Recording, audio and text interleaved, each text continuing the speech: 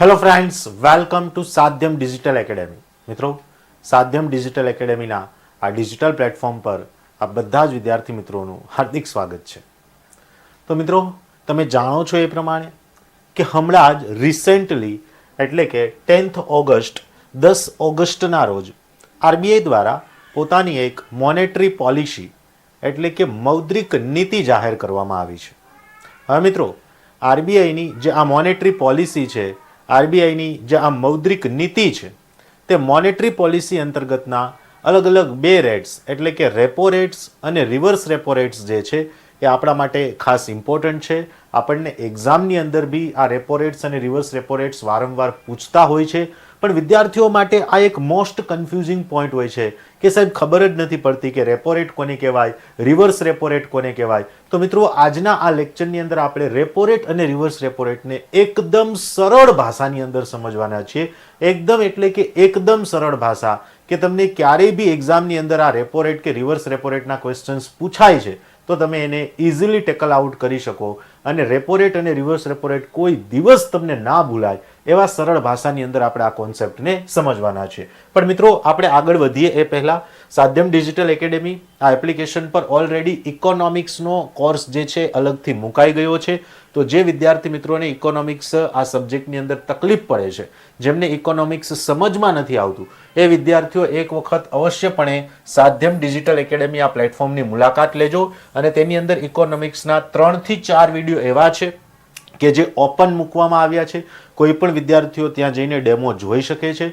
મિત્રો, હું તમને એટલો વિશ્વાસ અપાવું છું કે સમગ્ર અર્થવ્યવસ્થા વિષય કે જે વિદ્યાર્થીઓને ખૂબ જ અઘરો લાગતો હોય છે, તે વિષયને એકદમ સરળ શબ્દોમાં, એકદમ સરળ ભાષામાં તમને ગળે ઉતરી જાય એવી ભાષાની અંદર મેં તમને આ કોર્સની અંદર જે છે એમની સમજ આપી છે. તો દરેક વિદ્યાર્થીઓ એક વખત અવશ્યપણે આ સાધ્યમ ડિજિટલ એકેડેમી એપ્લિકેશન ડાઉનલોડ કરી અને જે અર્થવ્યવસ્થા વિષય છે તે અર્થવ્યવસ્થા વિષયની અંદર જે અલગ અલગ સબ્જેક્ટ્સ મૂકેલા છે એમાં ખાસ કરીને આ અર્થવ્યવસ્થા સબ્જેક્ટના જે વિડીયોઝ છે તે વિડીયોઝને જોજો. આ કોર્સની વિશેષતાઓ પણ તમને અહીંયા આપેલી છે. મિત્રો, આ વિડીયો કોર્સ જે છે એની પ્રાઇસ 2999 એટલે કે 2999 રૂપિયા જે છે એની પ્રાઇસ છે અને એની વેલિડિટી જે છે 1 યરની છે એટલે કે 3000ની પ્રાઇસ પર તમને 1 યર, 1 વર્ષની જે વેલિડિટી છે તે 1 વર્ષની વેલિડિટી અહીંયા અવેલેબલ થશે. હવે મિત્રો, આપણે જે વાતની ચર્ચા કરવી છે, જે મુદ્દાની ચર્ચા કરવી છે એના પર આવીએ. તો મિત્રો, જે આરબીઆઈ છે એ આરબીઆઈ પોતાની મોનેટરી પોલિસી, પોતાની જે મૌદ્રિક નીતિ છે, એ આરબીઆઈ પોતાની મોનેટરી પોલિસી અંતર્ગત અલગ અલગ પ્રકારના બે ઇન્સ્ટ્રુમેન્ટ્સ, અલગ અલગ પ્રકારના જે બે સાધનો છે તે બે સાધનોનો ઉપયોગ કરતી હોય છે. આરબીઆઈની મોનેટરી પોલિસીનું એક સાધન છે એને કહેવાય છે ક્વોન્ટિટેટિવ ઇન્સ્ટ્રુમેન્ટ્સ. ક્વોન્ટિટેટિવ ઇન્સ્ટ્રુમેન્ટ્સ એટલે કે ગુજરાતીની અંદર આપણે એને કહીએ છીએ માત્રાત્મક સાધનો. મતલબ કે આરબીઆઈ પોતાની મોનેટરી પોલિસી વડે બજારની અંદર મની સપ્લાયની ક્વોન્ટિટી, મની સપ્લાયની માત્રાને જે સાધનો દ્વારા રેગ્યુલેટ કરે છે, ક્વોન્ટિટીને જે ઇન્સ્ટ્રુમેન્ટ્સ દ્વારા રેગ્યુલેટ કરે છે એને કહેવાય છે ક્વોન્ટિટેટિવ ઇન્સ્ટ્રુમેન્ટ્સ. અને એક છે મિત્રો ક્વોલિટેટિવ ઇન્સ્ટ્રુમેન્ટ્સ. ક્વોલિટેટિવ ઇન્સ્ટ્રુમેન્ટ્સ એટલે કે એને આપણે ગુજરાતીની અંદર કહીએ છીએ ગુણાત્મક સાધનો.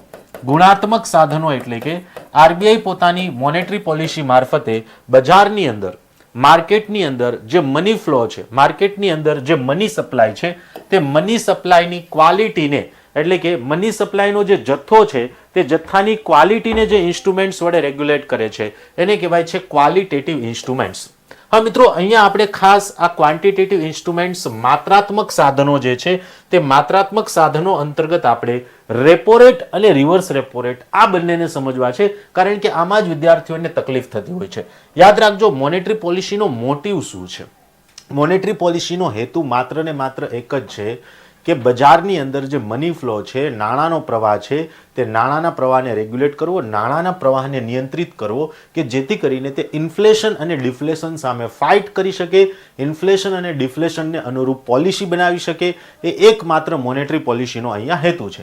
તો ક્વોન્ટિટેટિવ ઇન્સ્ટ્રુમેન્ટ્સ અંતર્ગત રેપો રેટ, જોજો મિત્રો, ઘણા વિદ્યાર્થીઓને એ પણ નથી ખબર હોતી મિત્રો કે અહીંયા જે રેપો રેટ આ શબ્દ આપ્યો છે ત્યાં રેપો એ શબ્દનું ફૂલ ફોર્મ પણ થાય છે. આ રેપો જે શબ્દ છે એ શબ્દનું ફૂલ ફોર્મ થાય છે repurchase agreement rate. Now what is the repurchase agreement rate? હવે જો મિત્રો, આપણને પૈસાની જરૂરિયાત પડે તો આપણે કોની પાસે જઈએ છીએ? આપણે બેંક પાસે જઈએ છીએ. બેંક પાસેથી આપણે લોન લઈએ છીએ. પણ જો બેંકોને પૈસાની જરૂરિયાત પડે તો બેંકો કોની પાસે જશે? જ્યારે પણ બેંકોને પૈસાની જરૂરિયાત પડે છે ત્યારે બેંકો આરબીઆઈ પાસે જશે. અને એટલા માટે જ આરબીઆઈને બેંક ઓફ ધ બેંક્સ, બેંકોની બેંક તરીકે ઓળખવામાં આવે છે. હા મિત્રો, આપણે જ્યારે પૈસાની જરૂરિયાત પડે અને આપણે જ્યારે લોન લેવા માટે બેંક પાસે જઈએ છીએ તો બેંક થોડીને આપણને એમ જ લોન આપી દેશે. બેંક આપણી પાસે શું માંગશે? કોલેટરલ માંગશે, જામીનગીરી માંગશે કે ભાઈ તમારી પાસે ગીરવે મૂકવા માટે કંઈ છે. તો એવી જ રીતે જ્યારે બેંકો આરબીઆઈ પાસે જશે અને બેંકો જ્યારે આરબીઆઈ પાસે જઈને લોન માંગશે ત્યારે બેંકો પાસે પણ આરબીઆઈ કોલેટરલ માંગશે, જામીનગીરીઓ માંગશે કે ભાઈ તમારી પાસે ગીરવે મૂકવા માટે કંઈ છે. તો અહીંયા બેંક્સોને જ્યારે પણ ટૂંક સમય માટે પૈસાની જરૂરિયાત પડે છે ત્યારે આ બેંકો ટૂંક સમય માટે એટલે કે શોર્ટ ટર્મ માટે આરબીઆઈ પાસે જે સિક્યુરિટીઝ છે, જે જામીનગીરીઓ છે, તે સિક્યુરિટીઝને કોલેટરલ તરીકે મૂકે છે, જામીનગીરી તરીકે મૂકે છે અને એના બદલામાં એમને કંઈક પૈસા મળે છે. જોજો, ઘણા વિદ્યાર્થીઓ એવું કહેતા હોય છે કે ટૂંકા સમયગાળા માટે જે દરે આરબીઆઈ પાસેથી બેંકો લોન મેળવે છે તે દરને કહેવાય રેપો રેટ. હવે આપણે બોલચાલની ભાષામાં તો આવું બોલીએ છીએ કે ભાઈ જે દરે લોન મળે છે તે દરને રેપો રેટ કહેવાય, પણ ખરેખર અહીંયા બેંકો આરબીઆઈ પાસેથી લોન નથી મેળવતી. બેંકો પાસે જે ગવર્મેન્ટ સિક્યુરિટીઝ છે તે ગવર્મેન્ટ સિક્યુરિટી આરબીઆઈને વહેંચવામાં આવે છે ટૂંક સમય માટે. અને જ્યારે પણ બેંકો આરબીઆઈને ગવર્મેન્ટ સિક્યુરિટી વહેંચે છે ત્યારે બેંક આરબીઆઈને એક પ્રોમિસ આપે છે, એક એગ્રીમેન્ટ કરે છે કે અમે આ સિક્યુરિટીને ફરી પાછી રીપર્ચેઝ કરીશું. એટલા માટે જ આને નામ આપ્યું છે રીપર્ચેઝ એગ્રીમેન્ટ રેટ. ચલો આપણે આ પ્રક્રિયા જે છે એ સમગ્ર પ્રક્રિયાને ચાર્ટ મારફતે સમજીએ. મિત્રો, ધારો કે આ કોઈ એક બેંક છે, એસબીઆઈ નામની બેંક છે. એસબીઆઈને ટૂંક સમય માટે પૈસાની જરૂરિયાત પડી. આથી એસબીઆઈ શું કરે છે? એમની પાસે જે ગવર્મેન્ટ સિક્યુરિટીઝ પડી છે તે ગવર્મેન્ટ સિક્યુરિટીઝ લઈને એ કોની પાસે જાય છે? એસબીઆઈ જાય છે આરબીઆઈ પાસે. ધારો કે અહીંયા આરબીઆઈ છે. હવે આરબીઆઈ જે છે એ એસબીઆઈને એવું કહે છે કે ભાઈ તમારી પાસે જે ગવર્મેન્ટ સિક્યુરિટીઝ પડી છે, સરકારી જામીનગીરીઓ પડી છે, એ કેટલા રૂપિયાની છે? તો કે ભાઈ 100 રૂપિયાની એક ગવર્મેન્ટ સિક્યુરિટી છે. આ 100 રૂપિયાની એક ગવર્મેન્ટ સિક્યુરિટી એને કહેવાય ફેસ પ્રાઇસ. હવે આરબીઆઈ શું કહેશે કે ભાઈ હું તમને એક સિક્યુરિટીના 100 રૂપિયા તો નહીં આપું, તમારે મને આના ઉપર કંઈક ડિસ્કાઉન્ટ આપવું પડશે. તો ડિસ્કાઉન્ટેડ પ્રાઇસ બોલો. તો આરબીઆઈને જે છે બેંક એવું કહે છે કે ભાઈ ડિસ્કાઉન્ટેડ પ્રાઇસ તમે નક્કી કરો. તો આરબીઆઈ એક રેટ નક્કી કરે છે કે ભાઈ અહીંયા તમારે મને 4% ડિસ્કાઉન્ટ આપવું પડશે. એટલે આ ડિસ્કાઉન્ટેડ પ્રાઇસ કેટલી થઈ? 96 રૂપીઝની. મતલબ કે અહીંયા આરબીઆઈ દ્વારા બેંકો પાસેથી 96 રૂપિયાના દરે આ ગવર્મેન્ટ સિક્યુરિટી ખરીદવામાં આવશે અને બેંકો તે સિક્યુરિટી ફરી પાછી આરબીઆઈ પાસેથી ખરીદશે એવો અહીંયા એગ્રીમેન્ટ થશે. જેટલા સમય માટે આ એગ્રીમેન્ટ થયો છે તેટલા સમય માટે એસબીઆઈ ફરી પાછી 100 રૂપિયાના રેટથી આરબીઆઈ પાસેથી આ ગવર્મેન્ટ સિક્યુરિટીને રીપર્ચેઝ કરશે અને કરશે જ. તો અહીંયા કેટલો ડિફરન્સ આવ્યો ફેસ વેલ્યુ અને ડિસ્કાઉન્ટ વેલ્યુ પર? 4%નો. તો that 4% is called as a repo rate. આ 4% જે છે મિત્રો એ 4%ને જ આપણે કહીએ છીએ રેપો રેટ. હવે આનાથી એક્ઝેક્ટલી અપોઝિટ સિચ્યુએશન, આનાથી એક્ઝેક્ટલી વિરુદ્ધ સિચ્યુએશન એટલે એને કહેવામાં આવે રિવર્સ રેપો રેટ. હવે મિત્રો, રિવર્સ રેપો રેટ પર શું પ્રક્રિયા થાય છે? અહીંયા આપણે જોયું કે એસબીઆઈ જે છે એ પોતાની ગવર્મેન્ટ સિક્યુરિટી સેલ કરી રહી છે. કોને સેલ કરી રહી છે? આરબીઆઈને સેલ કરી રહી છે. પરંતુ અહીંયા શું થશે? અહીંયા જે બેંક છે એ બેંક આરબીઆઈ પાસેથી ગવર્મેન્ટ સિક્યુરિટી ખરીદી રહી છે. તો મિત્રો, સેલ ક્યારે કરતી હતી? જ્યારે બેંકોને પૈસાની જરૂરિયાત હતી ત્યારે સિક્યુરિટી આરબીઆઈને સેલ કરવાની, આરબીઆઈ પાસેથી પૈસા મેળવવાના. તો ખરીદશે ક્યારે? જ્યારે બેંકો પાસે કંઈક એક્સ્ટ્રા મની હોય, બેંકો પાસે જ્યારે વધારાનું નાણાં ભંડોળ હોય ત્યારે બેંકો ગવર્મેન્ટ સિક્યુરિટી આરબીઆઈને સેલ કરી દેશે અને એના બદલામાં એને ગવર્મેન્ટ સિક્યુરિટી જે છે આરબીઆઈ પાસેથી ખરીદી લેશે અને એના બદલામાં એમનું જે પૈસા છે, એમનું જે મની છે કોને આપશે? આરબીઆઈને આપશે. તો સાહેબ, રેપો રેટની અંદર તમે એવું કીધું કે બેંકોને પૈસાની જરૂરિયાત હોય ત્યારે આરબીઆઈ પાસેથી રેપો રેટ પર પૈસા જે છે એ ધિરાણ પર લે છે અથવા તો લોન પર લે છે.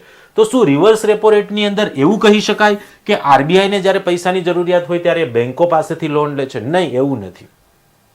આરબીઆઈ તો બેંકોની બેંક છે આરબીઆઈ ને પૈસાની જરૂરિયાત પડે ત્યારે રિવર્સ રેપો રેટ પર બેંકો પાસેથી લોન લે છે એવો એનો મતલબ નથી થતો. અહીંયા બેંકો પાસે જ્યારે એક્સ્ટ્રા મની હોય, સરપ્લસ મની હોય, વધારાનું નાણું હોય ત્યારે આ બેંકો જે છે પોતાના પૈસાને રિવર્સ રેપો રેટ મારફતે ક્યાં ઇન્વેસ્ટ કરે છે? આરબીઆઈ પાસે ઇન્વેસ્ટ કરે છે અથવા તો ગવર્મેન્ટ સિક્યુરિટી ખરીદીને એ ગવર્મેન્ટ સિક્યુરિટીની અંદર જે છે ઇન્વેસ્ટ કરે છે. તો આ થયું મિત્રો આપણો રિવર્સ રેપો રેટ. જે દરે બેંકો ગવર્મેન્ટ સિક્યુરિટી એ આરબીઆઈ પાસેથી ખરીદે છે તે રેટને કહેવામાં આવશે રિવર્સ રેપો રેટ. અહીંયા પણ આરબીઆઈ પ્રોમિસ આપે છે કે અમુક સમય બાદ અમે આ ગવર્મેન્ટ સિક્યુરિટી પાછી ખરીદશું, એટલે કે પૈસા બેંકોને આપી દેશું અને ગવર્મેન્ટ સિક્યુરિટી અમે ફરી પાછી પોતાની પાસે લઈ લેશું. Now what was the main motive of the monetary policy? મૌદ્રિક નીતિ જે છે એમનો મુખ્ય હેતુ શું હતો? એમની પાછળનો મેઇન પર્પઝ શું હતો મિત્રો? મૌદ્રિક નીતિ જે છે એમનો મેઇન પર્પઝ એ હતો કે regulating the inflation and deflation situation. જે બજારની અંદર ઇન્ફ્લેશન અને ડિફ્લેશનની સિચ્યુએશન છે, જે મોંઘવારી અને મંદીનો માહોલ છે, તે મોંઘવારી અને મંદીના માહોલનું નિયમન કરવું એ આરબીઆઈની મોનેટરી પોલિસીનો મુખ્ય હેતુ હતો. તો કઈ રીતે મંદી અને મોંઘવારીના માહોલને રેગ્યુલેટ કરી શકાય? તો જો મિત્રો, સૌથી પહેલા આપણે વાત કરીએ રેપો રેટ.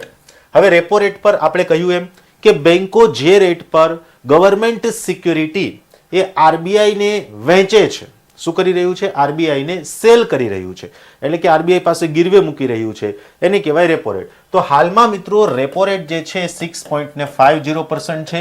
છેલ્લે ગઈકાલે એટલે કે 10 ઓગસ્ટે આરબીઆઈ જે પોતાની મોનેટરી પોલિસી જાહેર કરી એમાં 6.5% રેપો રેટ નક્કી કર્યો છે. એનો મતલબ એવો થયો કે બેંકોને આરબીઆઈ પાસેથી કેટલા ટકાએ લોન મળે છે? 6.5%. તો સ્વાભાવિક છે કે બેંકો આ લોન જ્યારે કસ્ટમરને આપશે ત્યારે આ 6.5%ની અંદર એ પોતાનું કમિશન એડ કરશે અને પછી રેટ નક્કી કરશે અને પછી તે પોતાના કસ્ટમર એટલે કે ગ્રાહકોને અહીંયા લોન આપશે. હવે મોંઘવારી છે એનો મતલબ એવો થયો કે બજારની અંદર મની ફ્લો વધારે છે, નાણાંનો પ્રવાહ વધારે છે. આપણે કંઈક એવું કરવું પડે કે બજારની અંદર મની ફ્લો ડિક્રીઝ થઈ જાય, નાણાંનો પ્રવાહ ઘટી જાય, બજારમાંથી બધું જ નાણું આરબીઆઈ તરફ આવી જાય, બજારમાંથી નાણું આપણે સક આઉટ કરી લઈએ, તો એને કહેવાય કે ભાઈ મોંઘવારી આપણે નાબૂદ કરવા માટેના પ્રયાસો કરી રહ્યા છે. હવે બજારમાં ડિમાન્ડ ક્યારે ઓછી થાય? જ્યારે લોનના રેટ વધે ત્યારે. જો 8% દરે કાર લોન મળતી હોય ને તો બધા જ લોકો કાર લેવા માટે પડાપડી કરશે. 9% દરે જો ગોલ્ડ લોન મળતી હોય ને તો બધા જ લોકો ગોલ્ડ લોન લેવા માટે પડાપડી કરશે. લોન લેવા માટે પડાપડી કરશે એટલે કે પૈસો જે છે એ બજાર તરફ આવી રહ્યો છે, પૈસો લોકોના હાથમાં આવી રહ્યો છે, મની જે છે લોકોના હાથમાં આવી રહ્યું છે. જેમ મની લોકોના હાથમાં આવે એમ લિક્વિડિટી વધે, એમ ડિમાન્ડ વધે. કંઈક એવું કરવું પડે કે લોકો પાસે પૈસા ઘટી જાય જેથી એનો પરચેઝિંગ પાવર ઘટે. પરચેઝિંગ પાવર ઘટે તો ડિમાન્ડ ઘટે. લોકો પાસે પૈસા ક્યારે ઘટે? જ્યારે લોકો ઓછી લોન લે. લોકો ઓછી લોન ક્યારે લે? જ્યારે લોનના રેટ વધે. લોનના રેટ ક્યારે વધે? જ્યારે રેપો રેટ વધે. મતલબ કે જો આપણે ઇન્ફ્લેશનને કંટ્રોલમાં લાવવું હોય તો રેપો રેટમાં શું કરવું પડે મિત્રો? રેપો રેટની અંદર વધારો કરવો પડે. એનાથી એક્ઝેક્ટલી અપોઝિટ, જો મારે ડિફ્લેશનને કંટ્રોલમાં લાવવું છે, મંદીના માહોલને કંટ્રોલમાં લાવવો છે, તો મારે રેપો રેટમાં ઘટાડો કરવો પડે.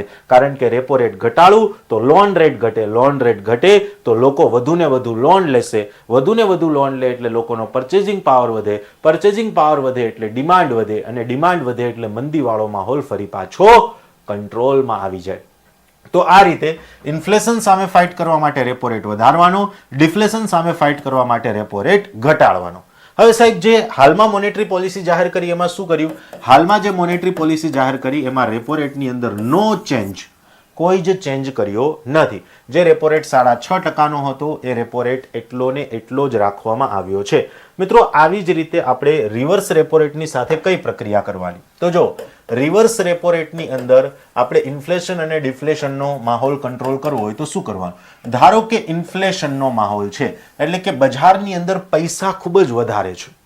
કંઈક એવું કરવું પડે કે લોકો વધુને વધુ પૈસા બેંકોમાં જમા કરાવે. લોકો બેંકોમાં પૈસા ક્યારે જમા કરાવે? જ્યારે એમને બેંક વધારે વળતર આપે. બેંક ક્યારે વધારે વળતર આપે? જ્યારે આરબીઆઈ એને વધારે વળતર આપે. એટલે કે જ્યારે રિવર્સ રેપો રેટ વધારે હોય, બરાબર છે. તો તો જો આપણે ઇન્ફ્લેશન સામે ફાઇટ કરવું હોય તો રિવર્સ રેપો રેટ વધારી દેવાનો. રિવર્સ રેપો રેટ વધારી દઈએ એટલે બેંકોને મળતું વ્યાજ વધી જાય, બેંકોને મળતું વળતર વધી જાય એટલે બેંકો એફડી ના રેટ વધારી દે, બેંકોના એફડી ના રેટ વધે એટલે લોકો બધું જ નાણું બજારમાંથી પાછું ખેંચીને ક્યાં જમા કરાવશે? બેંકમાં જમા કરાવશે. તો યાદ રાખવાનું, ઇન્ફ્લેશન સામે ફાઇટ કરવા માટે રિવર્સ રેપો રેટ વધારવાનો, એનાથી એક્ઝેક્ટલી અપોઝિટ ડિફ્લેશન સામે ફાઇટ કરવું હોય તો રિવર્સ રેપો રેટ ઘટાડી દેવાનો.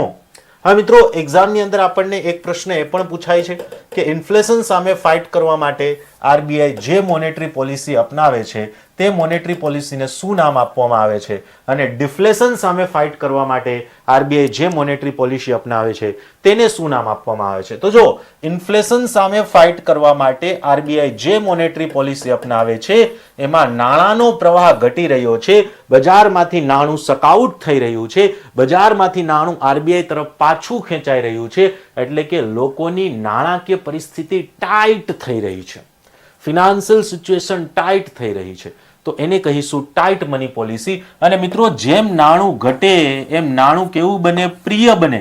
નાણાંની વેલ્યુ વધતી જાય. તમારી પાસે 100 રૂપિયા હોય અને એમાંથી 10 જ રૂપિયા વધે તો હવે તમે નાણાંને જાણી જોઈને વાપરશો, બહુ ચીવટપૂર્વક એનો ઉપયોગ કરશો. શું કામ? નાણું પ્રિય બની ગયું, ડિયર થઈ ગયું, કે હવે તમારી પાસે બહુ બધા પૈસા નથી. એની જગ્યાએ 1000 રૂપિયા ખીચામાં પડ્યા તો અરે તમ તારે મોજ કરો, જે લેવું હોય એ લો, તમે નાણાંની વેલ્યુ નહીં કરો. તો ત્યાં તમારા માટે નાણું કેવું બની જાય? ત્યાં નાણું ચીપ બની જાય. પણ અહીંયા નાણું ડિયર બની રહ્યું છે.